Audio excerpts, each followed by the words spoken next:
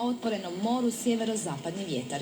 Jutarnja temperatura zraka uglavnom od -9 do -4, a najviša dnevna od 3 do 7.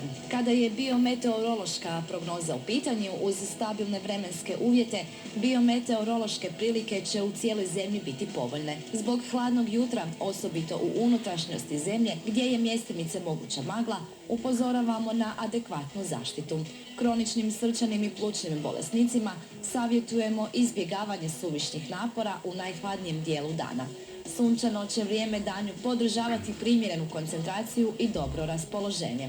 Motivirat će za izlazak na otvoreno, pri čemu je važno dobro se odjenuti. U nastavku jutra ostanite naravno i dalje uz nas, jer nam dolazi puno dobre glazbe i zanimljivi glazbeni gosti. S nama je danas Nikša. Nikša, dobro mi došao na HRV. Dobar dan tebi, dobar dan svim slušateljima Hrvatskog radija Vukovar. Idemo od početka. Nova pjesma pod nazivom Satovi je vani.